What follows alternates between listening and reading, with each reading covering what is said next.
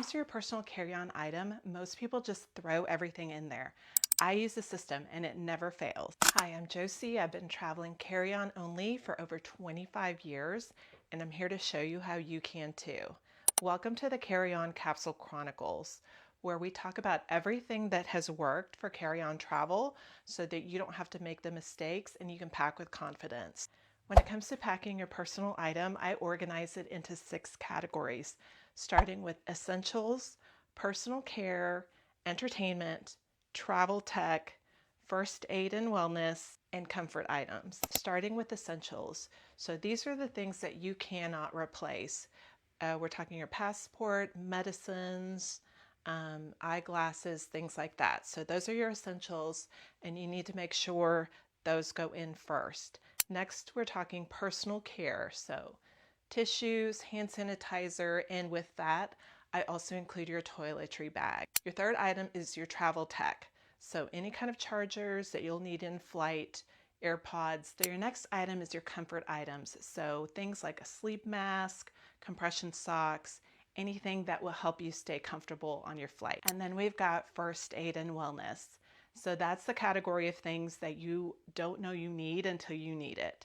But those are things like ibuprofen, any kind of supplements that you might need on your flight. In case you haven't noticed, I like to organize things in bags. So I have bags on bags on bags, and that's okay. For your travel tech, if it has a battery or a cord, it goes in here, or if it is a cord or a battery that you need, that's what goes in here. I have a little pouch, and that holds everything that I would need in flight. That includes whatever that is for you: earphones, AirPods, charger. And your other category is entertainment.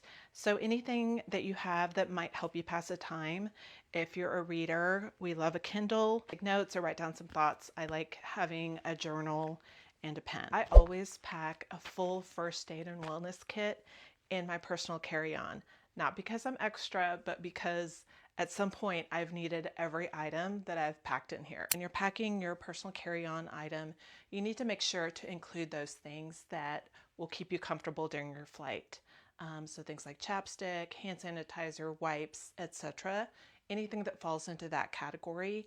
And what I include in that category is your toiletry bag, because if you're packing carry-on, you're going to have to pack your toiletry bag in your personal carry-on. To leave those pretty handy at the top of your bag so that when you are going through security, you do not have to be digging around in here. You can just kind of reach in and get it out so that you can move through security. As far as your toiletries go, the TSA has very strict guidelines. All your liquid toiletries have to fit into a quart-sized bag, and all the liquids inside need to be 3 ounces or less.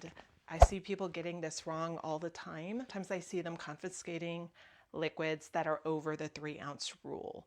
And I myself have forgotten that. One time I was flying back from Tulum, and I had bought a beautiful bottle of lotion, and it was over the 3 ounces, and they said, "No, ma'am," and I was forced to leave it. Remember, going and coming back, all liquids must be under 3 ounces. Personal care, I make sure and pack all my non-liquid makeup as well. I never pack that in the carry-on suitcase.